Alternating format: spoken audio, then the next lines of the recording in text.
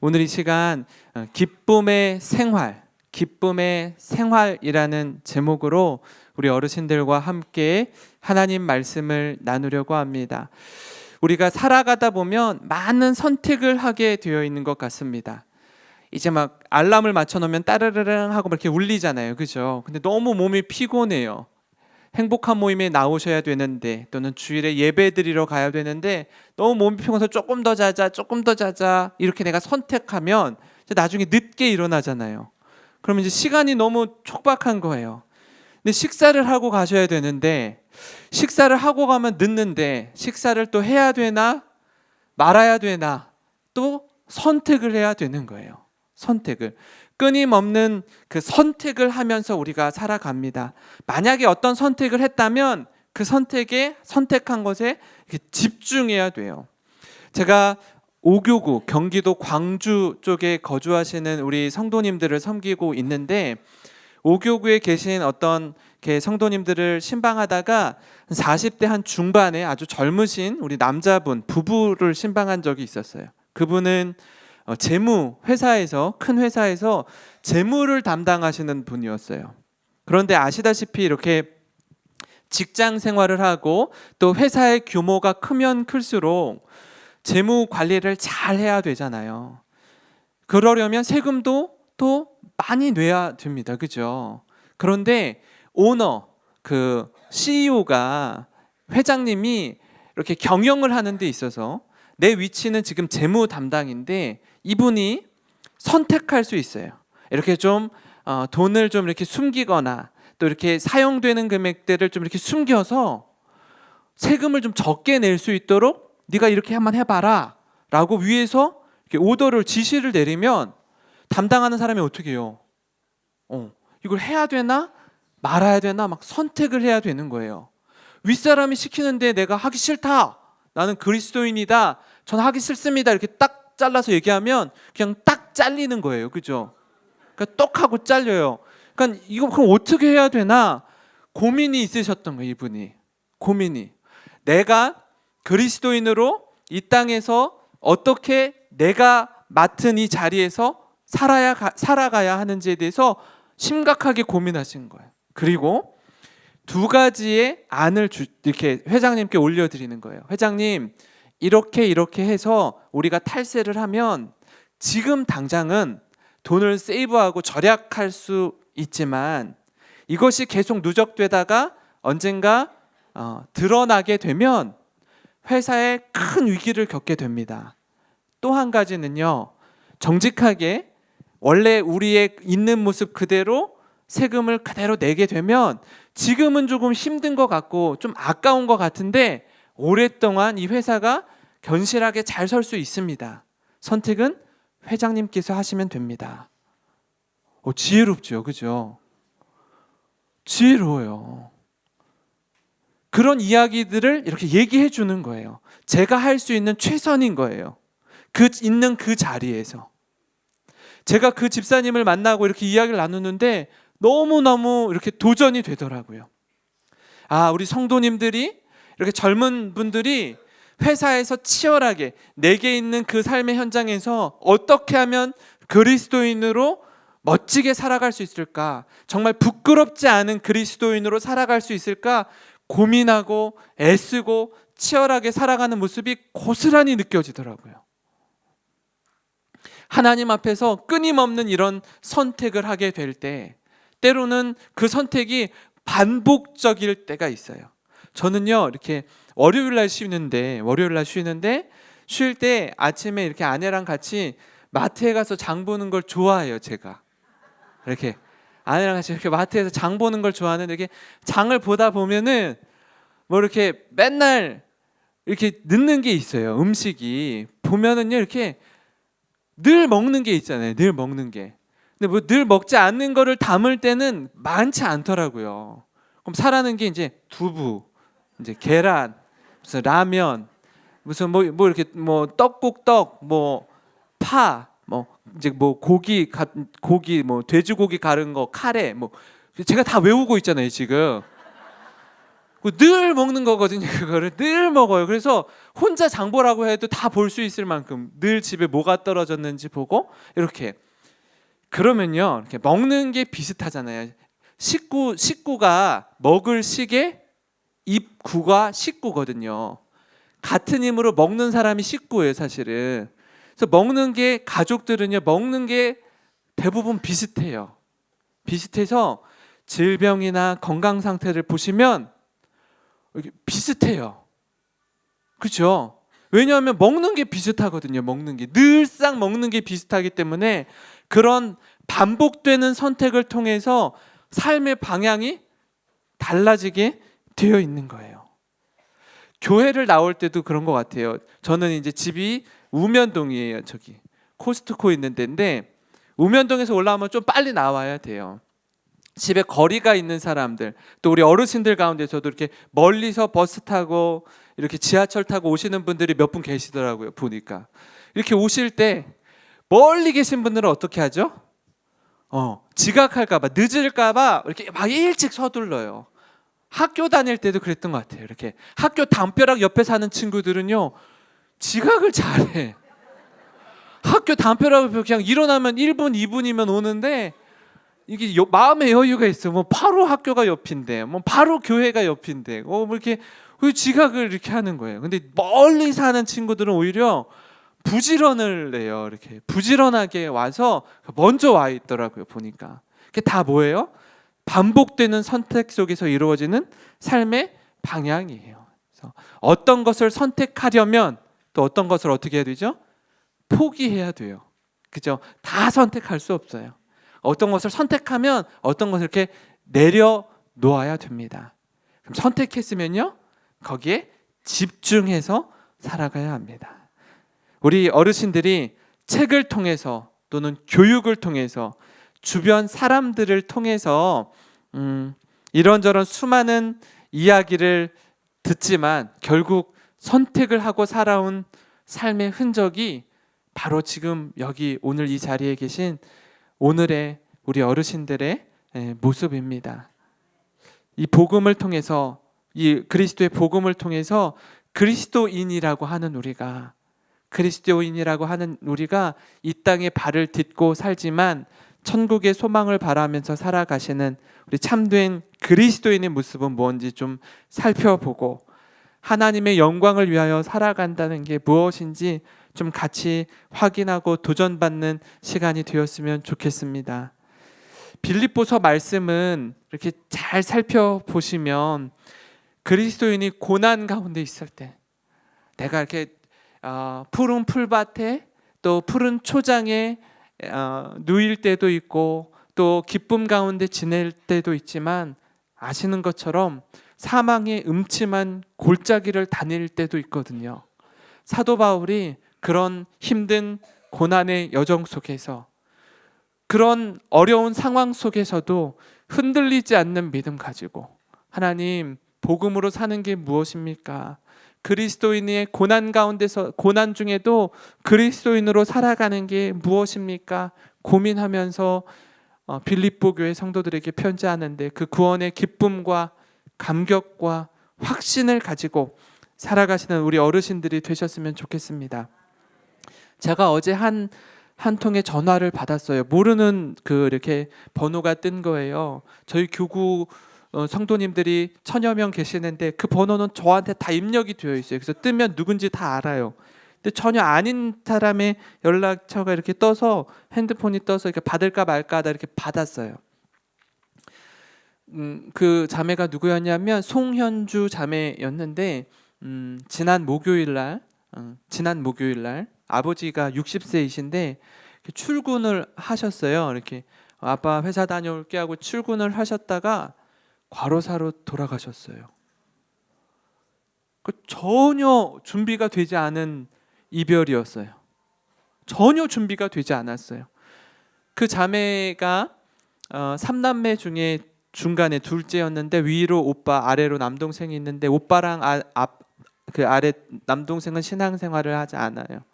혼자 이렇게 믿어요. 그래서 우리 교회장으로 우리 아버지의 장례를 치러 주셨으면 좋겠습니다 라고 했는데 여기에 막 갈등이 있었어요. 가족 간의 갈등이. 싫다, 우리는 가족장으로 하겠다, 아니다, 난 교회장으로 하고 싶다.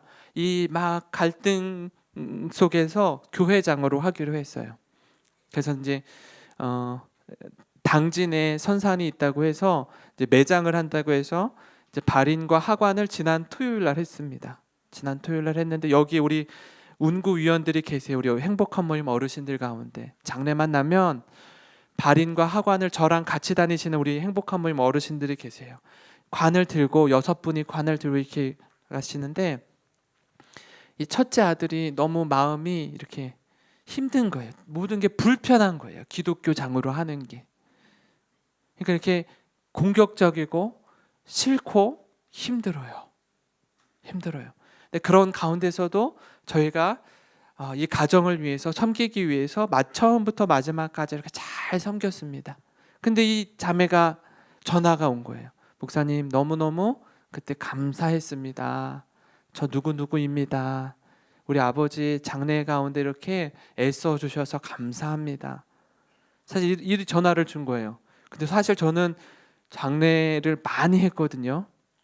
교구에 와서 정말 많이 하는데 죄송하지만 이 전화 감사합니다, 장례를 마치고 감사합니다 전화 받은 적이 거의 없어요.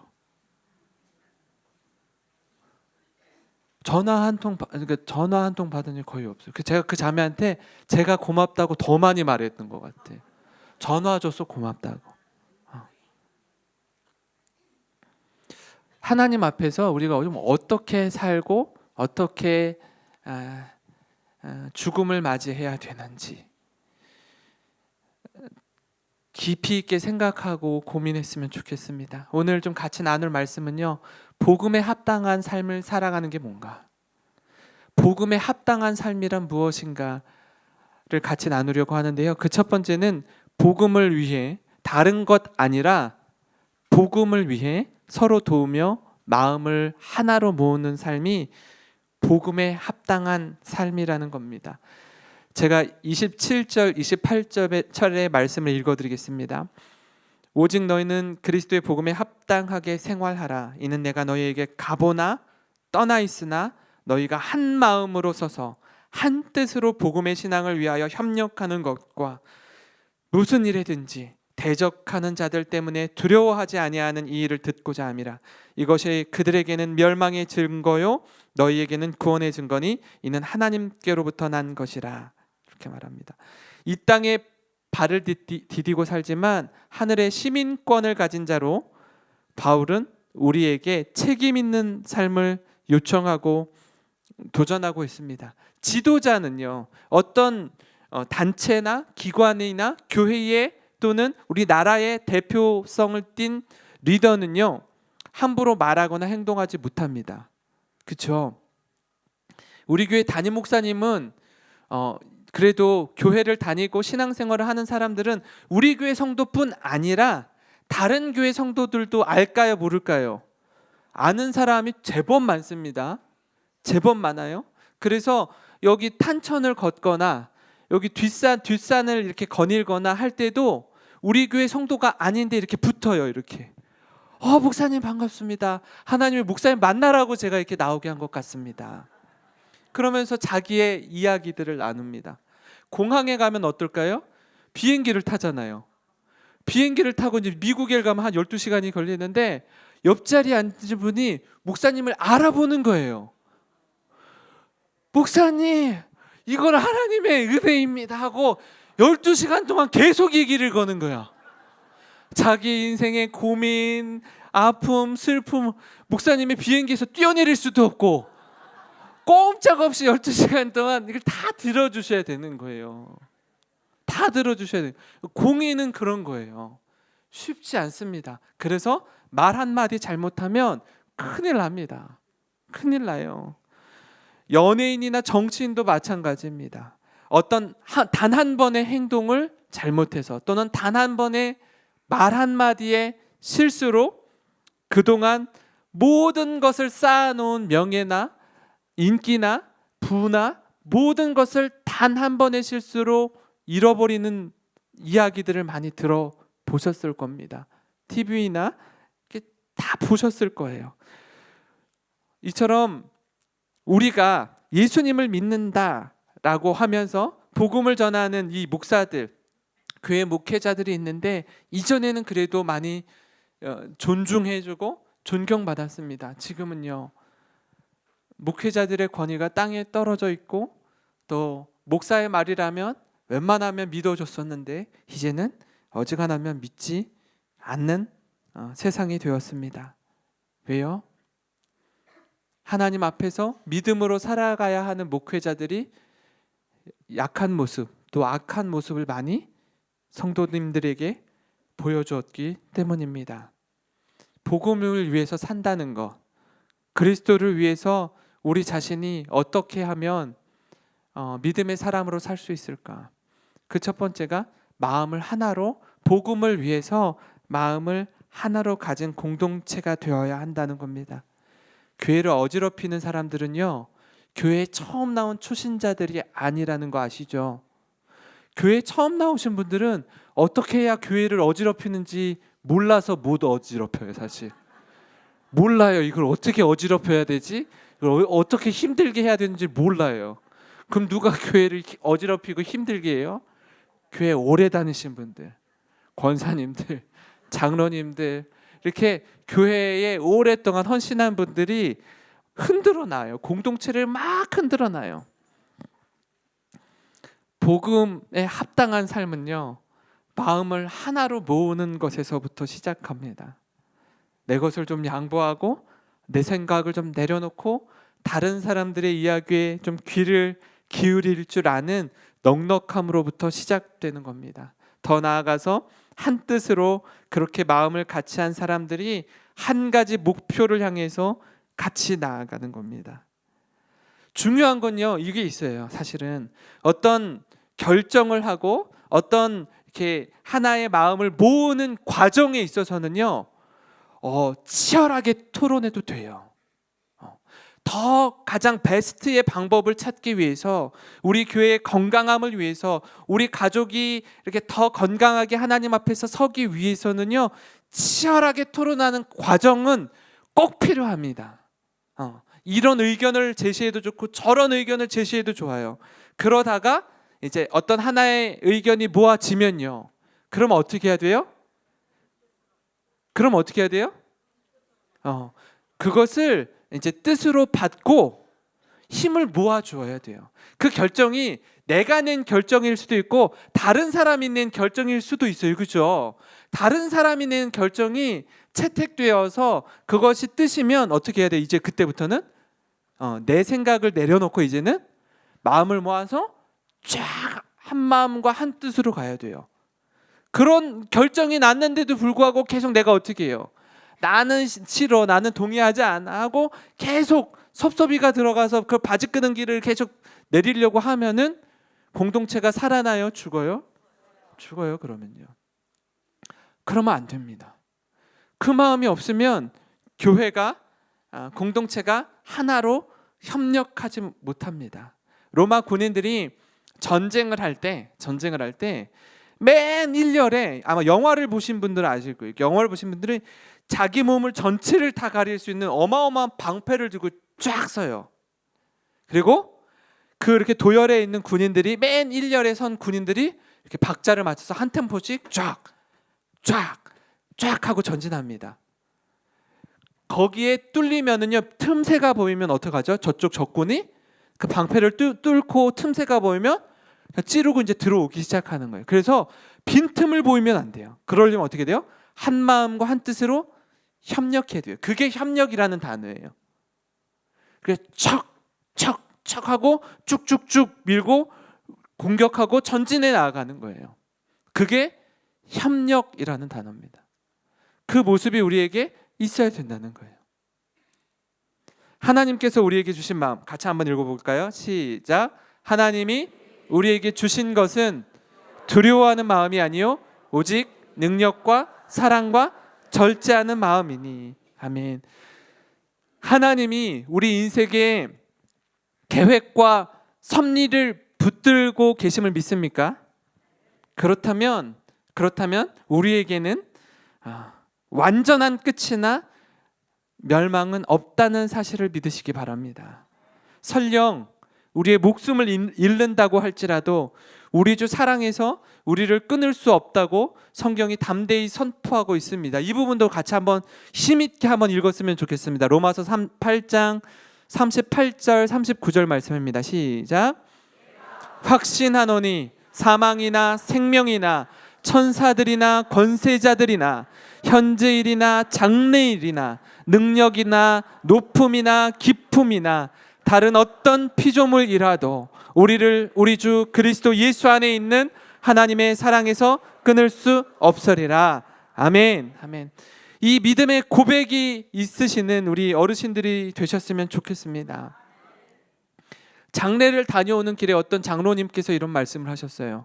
목사님, 제가 40여 년 동안 신앙생활을 하는데 목사님들이 강단에서 천국과 지옥, 예수 그리스도를 믿으면 하늘나라에 대한 소망과 확신을 갖고 들어가고 믿지 않으면 지옥불에 떨어집니다 라고 고백하는, 설교하는 목사님의 설교를 들어본 적이 거의 없습니다 라는 거예요.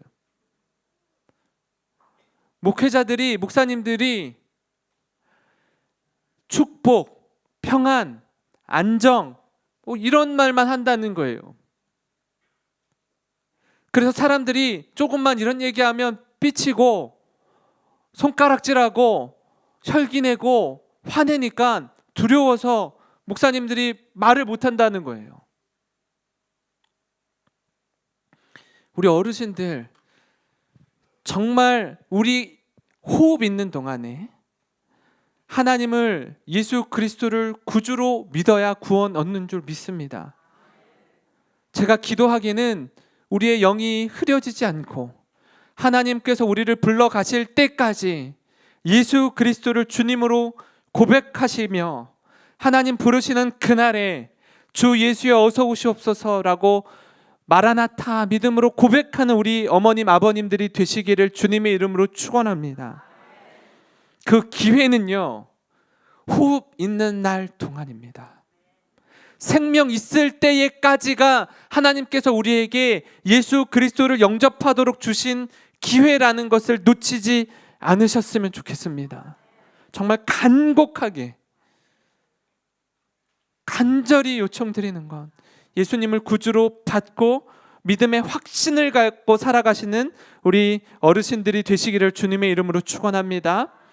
복음에 합당한 삶 두 번째는요, 주님께서 주신 은혜를 기초로 하여서 고난받기를 두려워하지 않는 삶입니다. 고난받기를 두려워하지 않는 삶입니다. 1장 29절을 보니까 이렇게 기록되어 있습니다. 제가 읽어드리겠습니다. 그리스도를 위하여 너희에게 은혜를 주신 것은 다만 그를 믿을 뿐 아니라 또한 그를 위하여 고난도 받게 하려 하심이라. 이렇게 기록되어 있습니다. 은혜는요, 여러 차례 말씀드렸지만 받을 만한 자격이 없는 사람이 받는 것이 은혜입니다.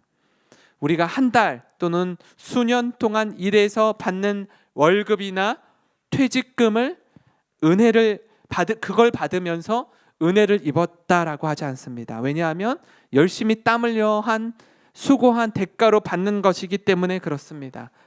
물론 감사한 마음은 기본적으로 가지고 있지만 수고에 대한 대가를 가지고 은혜라고 말하지는 않습니다. 그러면 은혜는요, 받을 만한 자격이 없는 사람에게 주는 것입니다. 그 은혜는, 믿음은 은혜를 기초로 하여 생깁니다. 이 유명한 말씀을 한번 같이 읽어보겠습니다. 시작. 너희는 그 은혜에 의하여 믿음으로 말미암아 구원을 받았으니 이것은 너희에게서 난 것이 아니요 하나님의 선물이라. 행위에서 난 것이 아니니 이는 누구든지 자랑하지 못하게 함이라. 아멘. 여기에서 제가 노란 글씨로 표시해 놨잖아요, 그죠? 은혜, 믿음, 구원. 은혜, 믿음, 구원 중에서 믿음으로 구원받아요, 맞죠? 믿음으로 구원받는데, 믿음으로 말미암아 구원을 받는데 거기보다 더 앞서 나오는 단어가 뭐죠? 은혜예요, 은혜. 다시 말씀드리면 믿는 것도, 내가 하나님의 말씀이 믿어지는 것, 내가 예수 그리스도의 복음이 믿어지는 것도 은혜를 기초한다는 거예요. 이게요, 내 자식도 이 믿음을 강요할 수 없어요. 이 믿음이라는 건 내 마음대로 되지 않아요. 내 남편도 내 아내조차도 강요되지 않더라고요. 왜요? 믿음은요, 선물이기 때문에 그래요. 하나님의 은혜이기 때문에 내가 강요한다고 믿습니다를 100번 1000번 하면 믿어지는 게 아니에요. 그렇게 해서 믿음이 생기지 않아요. 어떻게 생겨요? 하나님의 은혜에 의해서 믿음이 생겨요. 그걸 부연 설명하고 있는 게 9절입니다. 그러니까 은혜는요, 하나님의 선물이에요. 받을 자격이 없는 사람에게 이렇게 하나님이 주시는 선물이에요. 그래서 왜 그러면 내가 믿었는데 뭐 그게 내가 믿었으니까 구원받지라고 당당하게 말씀하실지 모르겠지만 하나님은 그렇게 얘기하지 않으세요. 그렇게 말하면 내 믿음이 되게 자랑이 되는 거예요. 난 믿어서 이거 되게 지금 어려운 얘기 드리는 건데, 난 믿어서 구원받았고 쟤는 믿지 않아서 지옥 가라고 말할 때 그 믿음을 내세우면요, 그건요, 말은 믿었다고 얘기하지만 우리는 그렇게밖에 표현할 수 없어요, 물론. 하지만 아니요, 믿음보다 앞서는 게 뭐라고요? 은혜라고요. 그래서 이 믿음이라는 단어와 행위라는 단어를 이렇게 서로 부딪혀서 얘기하는 거예요. 9절을 같이 읽읍시다. 시작. 행위에서 난 것이 아니니 이는 누구든지 자랑하지 못하게 함이라. 그러니까 믿음이란 건요, 내가 믿어줘서 구원받았다라고 말할 수 없고요, 믿음은 행위가 아니라는 거예요. 내가 뭘 해서 구원받은 게 아니라는 거예요. 그래서 하나님 앞에서 이 믿음을 자랑할 수 있다 없다? 없다라고 아주 강력하게 말하는 거예요. 니네가 잘나서 구원받은 게 아니다라는 거예요. 누구든지 자랑할 수 없다. 그럼 뭐예요? 하나님 앞에 그저 우리는 하나님을 믿게 해주셔서, 하나님을 믿는 믿음을 선물로 주셔서 감사합니다라는 거지. 이거를 의로 내세우면요, 또 다른 교만이 되는 거예요. 하나님이 주신 선물이고 행위가 아니다. 이거는 너희들이 절을 100번을 해서 이렇게 불상 앞에서 3000배 막 하고 막 이렇게 해서 구원받은 게 아니다라는 거예요. 헌금을 많이 해서 너희가 구원받은 게 아니다라는 거예요. 그렇게 우리가 구원받은 사람, 구원받은 은혜를 누리고 있는 그 은혜가 우리 안에 있었으면 좋겠습니다. 이 마태복음 5장 10절에서 12절은 팔복 중에 맨 마지막에 나오는 복입니다. 복이에요, 복. 팔복 중 8가지 복 중에서 마지막에 등장하는 복인데 이렇게 나와 있습니다. 의를 위하여 박해를 받는 자는 뭐가 있다고요? 복이 있나니 천국이 그들의 것임이라. 나로 말미암아 너희를 욕하고 박해하고 거짓으로 너희를 거슬러 모든 악한 말을 할 때에는 너희에게 뭐가 있다고요? 복이 있나니 기뻐하고 즐거워하라. 하늘에서 너희의 상이 큼이라. 너희 전에 있던 선지자들도 이같이 박해하였느니라. 아멘. 우리에게 은혜를 주신 것은 다만 그를 믿을 뿐 아니라 모두요, 그를 위하여 고난도 받게 하신다는 그 말씀을 기억하셨으면 좋겠습니다. 내가 잘못해서, 내가 잘못 판단해서 고난받는 것 말고요, 복음을 위해서, 예수 그리스도를 위해서 고난받을 수 있는 용기가 있으셨으면 좋겠어요.